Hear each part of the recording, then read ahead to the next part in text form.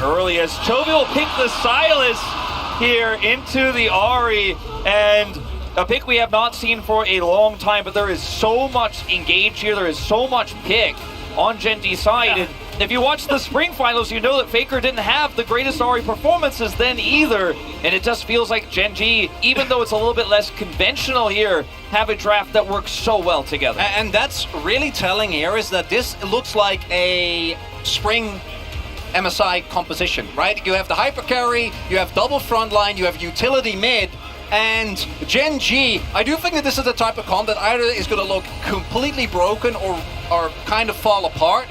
Because if you do fall behind with a full melee comp with a Blitzcrank, you're going to be in some deep trouble. In his form, and the rest of the team can enable him because the stanza falls with him. He's gonna have to. They don't have a lot of damage outside of him. Let's jump onto the Rift for game number 2.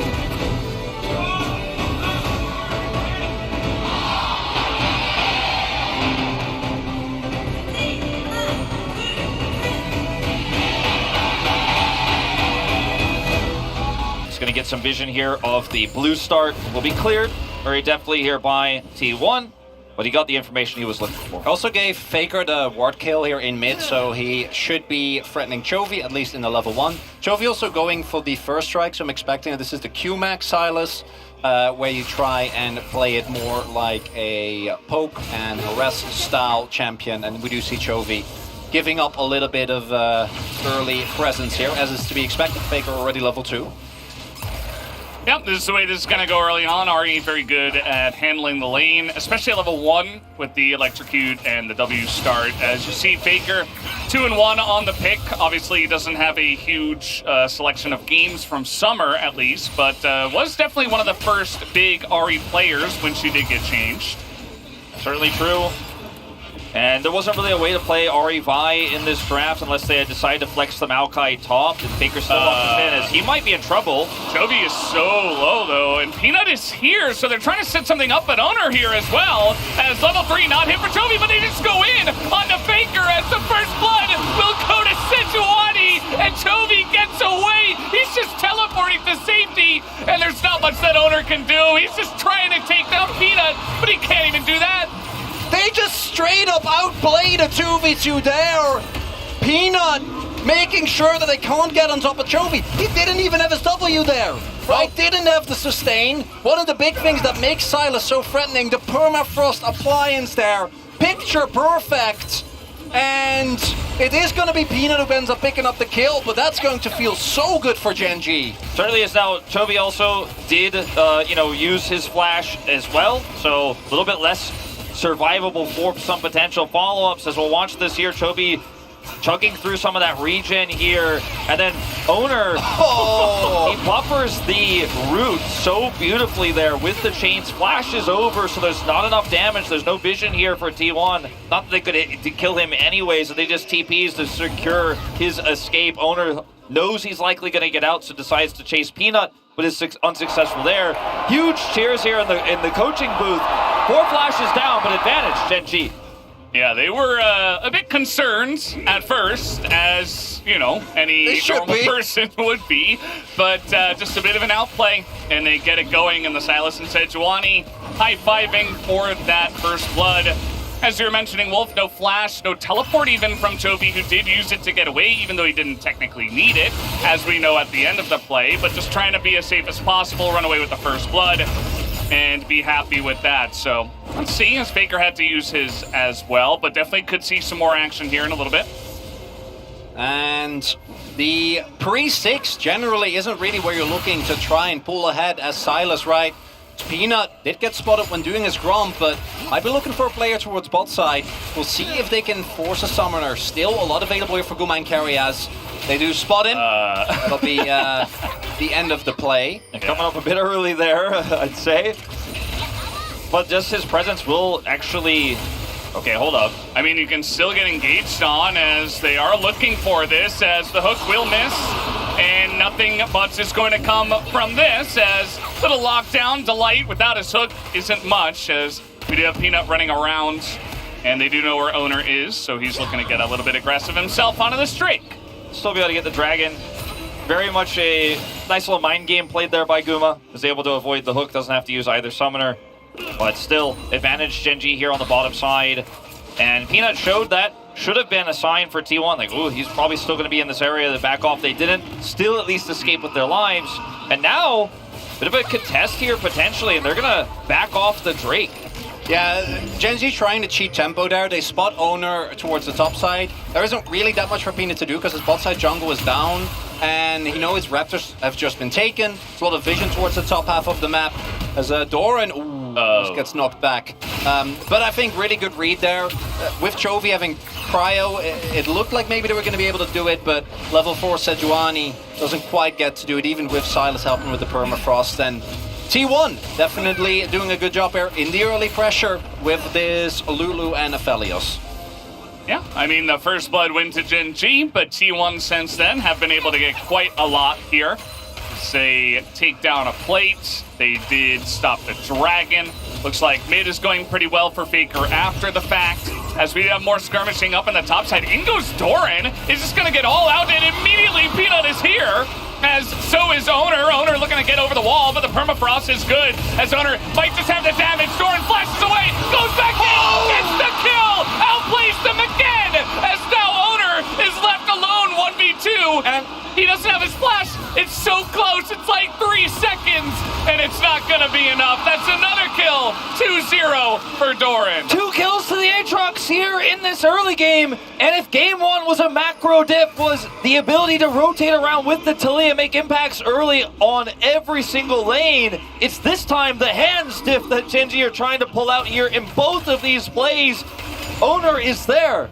He is with his top laner, but he gets outplayed here. Doran showing his mastery of the Aatrox. We've talked about R5 Aatrox for Doran so many times. It's not picked in R5 this time around, but Zeus critically overstepping here, trying to bait this win because Owner's nearby, but he doesn't have 6, and Doran plays him over the wall here. Chains go out, he flashes, and then goes in, still hits the sweet spot, and that's the double kill here to the Aatrox. And we talk so often about the Sejuani 2v2, but especially in some of our lower bracket games, we saw the Sejuani picked, and then the only thing it really did was be there in team fights. Not this one. The early skirmishing. Gen.G are just opting into it completely. I don't know about this one, Owner. He has his flash this time, but he gets knocked out. Meanwhile, Pays nearly gonna die. He has to flash away, but he still kills Owner as the damage is just not there to get on top of this Zeri. And now Pays is gonna get a kill as well.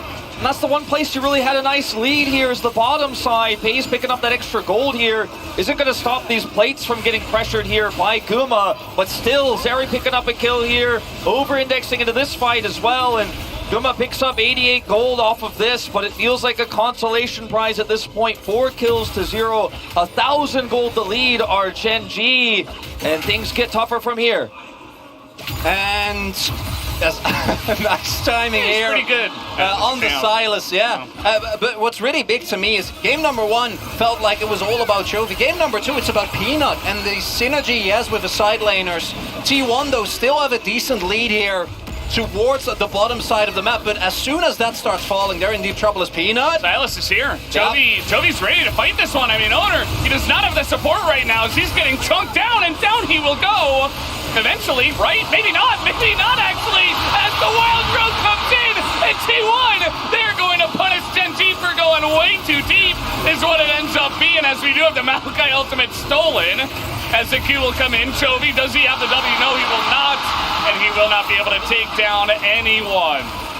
Big bounce back here for T1 in this game. They will take a gold lead, but the kill's going over to the Maokai here critically. Not a 2-0 you're getting on an Aatrox, and this play, this overextension here, as Chovy's not able to make the play happen fast enough to make an impact there with the stolen Nature's Grasp. Gen.G, bit of an overextension. And this feels very reminiscent of Peanut's invade towards the red buff. I don't know if you remember in the upper bracket final where we got a lead, we can do this now. All this means is that T1 has caught up. Will be even in gold. Gen.G still going to be able to get themselves the Rift Herald, but 1 or 2 more of those opportunities. And again, I want to highlight, topside falling behind is rough, but it's not the end of the world. This has got to be a tilter, right? Pays barely getting out with his life there. But as long as Guma's in a good spot, which again, he is, this T1 comp can work because the rest is just set up for him. Yeah, and this is one of those classic T1 moments where you can use the Nature's Grasp here to buy a bunch of time. Faker gets over the wall here. Look at this. Owner flashes. Charm. Peanut doesn't have the damage. The charm is there, and Chovy's now left alone because he thought he was going to win this so quickly and so easily, but Guma has that prio bottom side. He gets to rotate over faster, and you're on the wrong side of the map, Peanut, to be hoping you have this much of an advantage. But of course, the kills going over the Maokai isn't the exact place you wanted that gold right now. We'll accelerate that first item, but it's not going to be going to your carries. Yeah, that it won't, as we do have a setup here on the Dragon. We have Zeus running down the river here as Scout has come to watch the games. Very cool, very cool. Hope he's enjoying this, of course, supporting T1 in this case. As Haze and Delight, very tricky spot here, but Owner is coming down, so yeah, they're just gonna leave that one be for now, although Hook also dodged. Guma just, I feel like from the series yesterday, there were a lot of times where Guma would get behind and he's like, no, we are not losing. I'm going to carry this. And getting that kind of feel, that same kind of energy down in the bottom lane. He's trying so many times to make these plays and trying to step up for the team. He was a true professional yesterday, no matter what.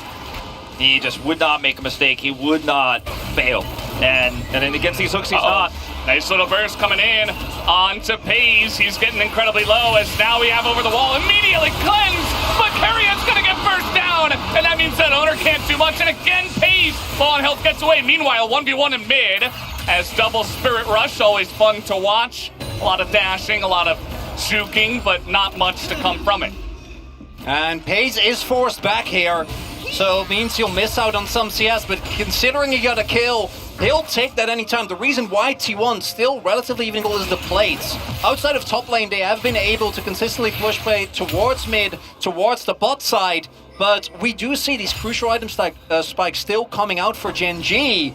And the main issue that I have with the composition that T1 has is if Guma at any point gets caught, the comp falls apart, right? They're so reliant on him, there's so much threat as we see here as well. Yeah, it's just Peanut being here faster, having the heads-up knowledge that it's very likely the Owner being down here on the bottom side, they're going to look for a play like this. He had the right type of guns to actually follow up on the Gravitum there with the high range. He thought he had enough burst, but unfortunately he ultimately did not, and Peanut comes over with a really well-timed ult, and this is just more money here to the top side. Aatrox, who's already got that Dust Blade here, and they even may set up a dive if Zeus wants to try to contest here. He's gonna contest all right, and yes, he will stop the push for now, as it is a bit of a top push for Doran and the Aatrox, but a push now on the bottom side. TP coming in from both teams, actually. Flash already from Guma. Now Doran is just on the run. He just goes in a World Ender and says, well, Faker TP'd, so it is going to be worth it for me to just get away. And that they do, no fight to happen. Peanut didn't have ult to commit topside there with the Rift Herald crashing through. And Doran decides with the prio, he's going to try to make a play happen bottom side there. Good disengage from T1, but they still get the teleport out of Faker, as you mentioned. And now he can just get back up here to top side, Chovy that is. And actually, Peanut's got ult now. Zeus, I mean, do they have the damage to get into this Cassante as the permafrost? Oh, he will be denied the all-out over the wall, and that should be the end of Zeus eventually. It doesn't matter what champion he's playing, as Chovy will pick up a kill. And again, Peanut, 100% kill participation. We'll see if the cross map works out from T1 though. Definitely should. They're going to push them off of the mid turret and the bot turret, although the first turret will go into the hands of Gen G. The Rift Herald crashing topside means that Chovy wins this race, so they will pick up that additional first turret gold. Bottom side here, Guma still a threat. Culls completed, grabs all that extra gold there from the turret itself. As Faker. Faker has Spirit Rush dodge on that one. Just trying to 100-0 him as the Spirit Rush is not going to get him away. Delight just ticks down with the Ignite, and Pays and Delight put 1-1 together for the kill. So close! It's so close, he almost gets out, but it's burned down, and it's just another practice play from Delight, where he hits the knock-up into the grab, has that augment, the Glacial Augment to slow Faker down, and the damage is there. Pays is there for the follow-up, does commit Summoners to secure the kill there, but Gen G are just winning everywhere. They're being proactive all the time. If you think you can push a lane, if you think you can be out, if you think you're safe, you're never safe against this team that will just not stop punishing. Permafrost into ult here means that is a dead. Cassante also denies the all-out. Don't think it would have saved him, but it's impressive nonetheless. It's, again, the permafrost timings have been so crisp. Delight are really clean, you know, sidesteps, gets the silence, and Faker ends up flashing as well. I think the orbits... Uh-oh, we got another play. They're trying to turn on to Pace here, but I don't think they have that amount of dive. Again, this front-to-back composition from the set at T1, like Owner can do it, but nobody else really able to get in there as Pace, with no summoners, just walks it off. And that's not going to end up being much here for the side of T1. Cryo trying to be set up here for this Hextech Drake for T1. A solo individual Hextech Drake, pretty significant for their composition. And they've got their own set of pick here. Delight. Charm, maybe. Nope, not going to hit. Does a nice amount of damage to Doran. T1 about 2,500 gold down. But they are going to be looking for this Drake. As Sinji, they say, okay, we'll trade it. We're not going to force into that river at this point in time, so they just take down the second Rift Herald instead.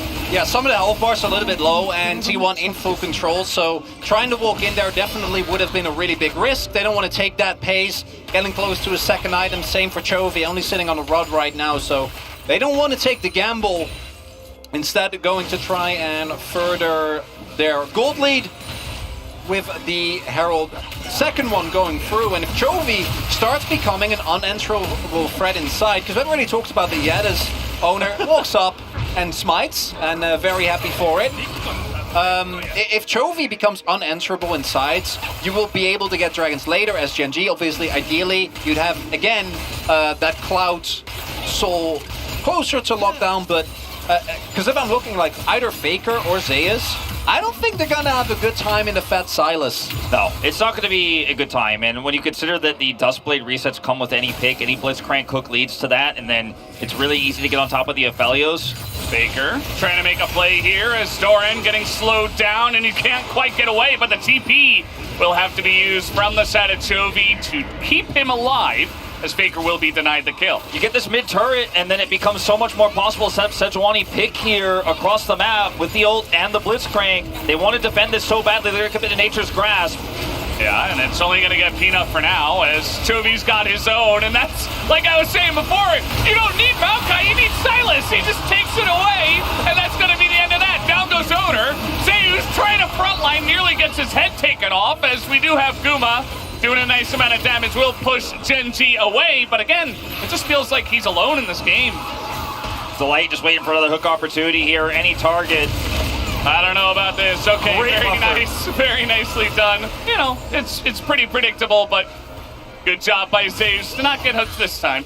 Yeah, Delight almost gets him with the silence. Maybe that would have been enough, but takes that flash as well.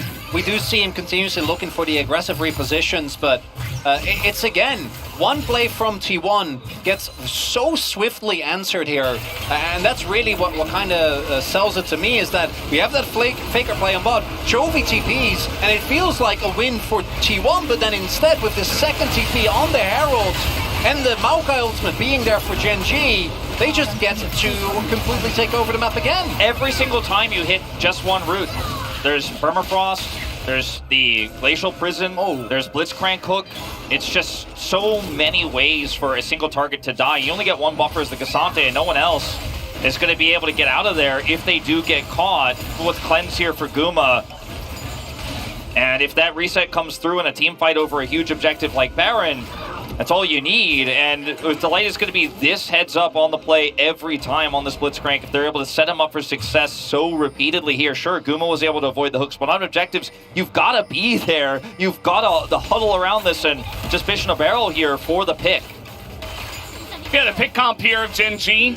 They were skirmishing from minute 2, basically, when Peanut did gank the mid lane, and it worked out well for them in the 2v2. And ever since then, they got a progressive lead. They got ahead in top, and since then it's just been okay. We steal Maokai ultimate, Silas, Blitzcrank, Sejuani, Aatrox. Somebody is going to follow up on a pick, and we just bash them over the head with our giant red hammer. And that's what I said in the draft. They've been doing that really well, and T1 just don't have an answer just yet. I'm not sure if I'm not sure how many items Guma will need to deal with it. Chovy also, with this first strike, is going for death cap second, so he's just going full burst, right? The amount of damage he's going to be able to do inside is going to be absolutely ridiculous. And again, we see Zeus has to itemize armor because his main job in fights is going to be either keeping Doran away from his backline or maybe somehow isolate Pace. But that also means that Chovy's going to be even harder to enter. Faker just not really in a position where he can threaten this Sylas in the 1v1. The only way, too, to get Gen G into a position where you can maybe fight them and maybe set up for a charm is to start an objective, but they don't have the damage. Even on 2 items here with Kraken Slayer, the Aphelios alone with Ahri as his mid laner is not going to be able to rush down Baron, not going to be a real threat. Gen G also taking away that vision control now, and T1 just out of options here. And it's just every time the Maokai ult, like hijack rule is off cooldown and he can take it, he will grab it and set up for an objective. It just feels silly that you get to have Maokai on your team. It's like insane as, ooh, nice job.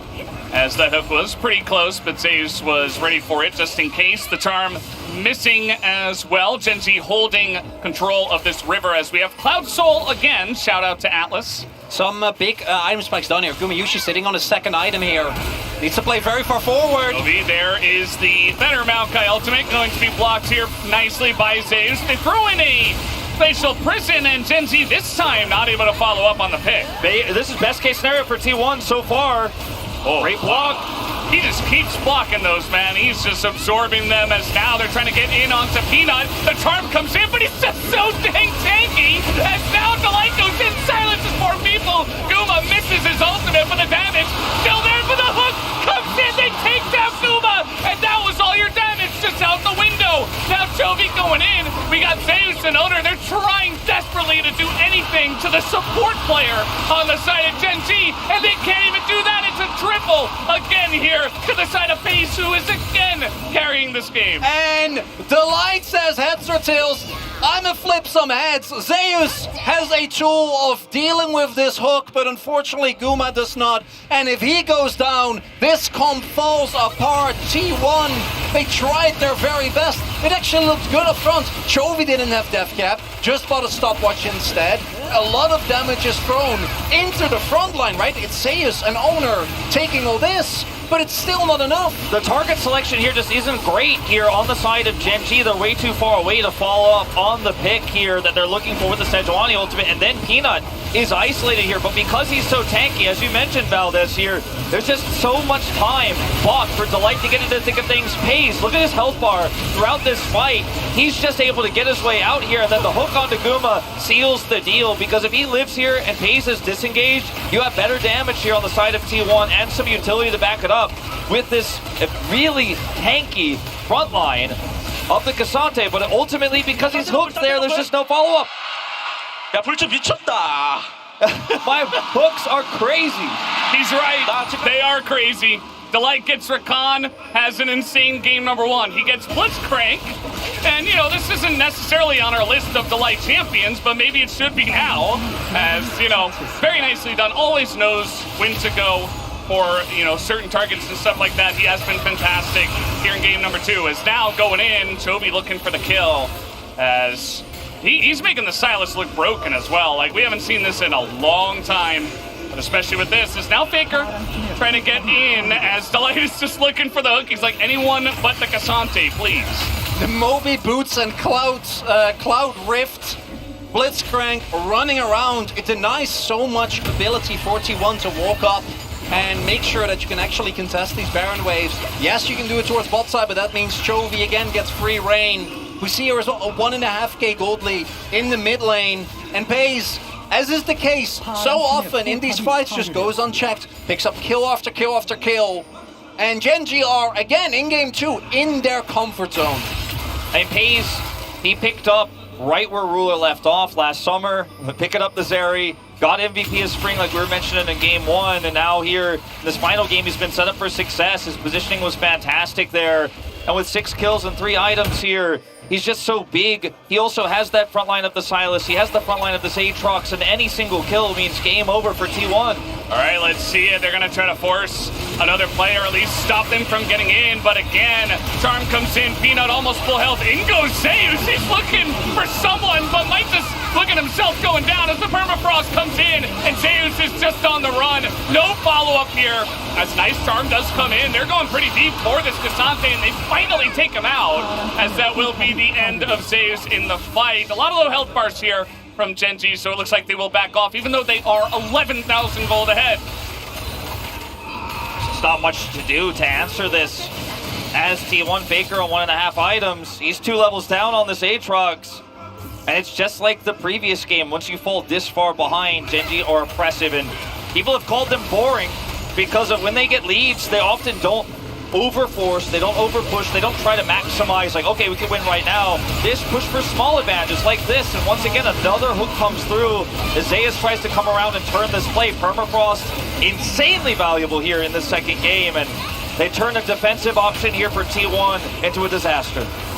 And you see as well the desperation on T1, right? Zeus going for a flip play like that. Just maybe we can get Pace, who had his summoner still available. Chances of him actually going down there just seems extremely unlikely. And you can see, like, Gumayushi again, he needs to have lifting, and I don't think this is up to him at all, right? It's the top side 2v2, it's the top side 3v3, where Gen.G, literally since level 2, have been reigning supreme, and it has bought so much space for Pace, and it meant that the lead that Guma and Carry were able to build up through sheer laning just doesn't end up mattering at all. And now you're in effectively one carry composition, with Faker also going for your more utility-oriented build, which I think in this comp is kind of what you got to go for. But your tank can go down, and you have one person on the team that does damage versus 3. And I think this game will be remembered as a one-sided stomp, but we have to remember that those 2 early plays were so close to going T1's way. And if that happens, this game looks completely different. You don't have that early fed Aatrox. You don't have that early pickup of an assist for Chovy and that freedom in lane. Faker was controlling it until that moment. But since then, Chovy has had free reign over the map. Doran has had free reign over the map, has a massive experience lead over his counterpart in Zeus. And you give Gen.G just an inch, they take a mile, and that is what they've been famous for so long here in the LCK, whether it was Ruler, whether it was Paze on this roster. And this is just such a dominant start in what is the last best of 5 here of summer. This game feels like pretty much done deal. It's almost 12,000 gold. Gen.G maybe just waiting for the next Baron to come up, or perhaps they want to stack even more Cloud Drakes. They can pretty much do whatever they want at this point in time, as it really is protect the president here on the side of T1, but unfortunately, as we have said many times, it's not spring anymore. This kind of comp doesn't really work out even if you do get the lead for your Aphelios, and Gen.G are showing them why, as they have taken full control over the map. Not really going to force anything just yet, as once again, better Maokai on the Rift. Quite literally a hijack, you know, just coming in. Give me some vision of that jungler. Let me grab that ultimate here right before. That's right, you guessed it, the next objective fight. 15 seconds to go on this Cloud Drake. Now they've got Maokai to make sure they can secure. Do they have to hard force? Do they need to dive? No, they could just push away, control the zone here, and make sure T1 can't get anywhere near this. Now, luckily, T1 did get those early 2 Drakes, so they have some buffer here. It's not like Gen.G are grabbing Soul or even Soul Point, but these individual Drakes are stacking up. The T1, they don't have any vision. There's no way they could trade this for Baron for Dragon right now as the Baron spawns. The timing of this so unfortunate for T1. And I think BT might be done here for Guma, but that by itself not going to be enough. Also, no Peanut went Anathema's Chain. And like, who is killing Peanut in this game when you have an Anathema's Chain? No one. An Ahri that's gone for a utility build, and then Zeus. It's not happening. Yeah, no, it's not. And we'll have to wait and see if T1 try it again, because oftentimes it has only been Peanut that has been given as an option, as we do have Delight just lurking, just waiting, as he's gonna catch the Lulu out of midair, as there's just nothing they can do. It's okay, you got the Aatrox, now you're trying to get away, but you haven't dealt with Paze, who again took out his giant red hammer and is bopping you over the head with it. It's now Gen.G looking to push in through mid. And T1 trying to play League of Legends while Pace is playing Mario. He's just jumping on top of everyone. And it's again the culminated effort of Gen G, everyone working together, the early top 3v3, the bot lane absorbing the pressure, and the Blitzcrank coming up on top. Owner's gonna give it a wild crack as you have to do something, right? As Faker, he's also gonna get rooted down as Gen G really not pulling any punches this time around. They take game 1, and now they're gonna take game number 2 as Carrier just desperation. Down he will go. This is gonna feed another 12-kill game over the second phase. Like, you gotta be kidding me. This is 2 games in a row now to this guy. Delight was gonna take what he wanted in that series, and you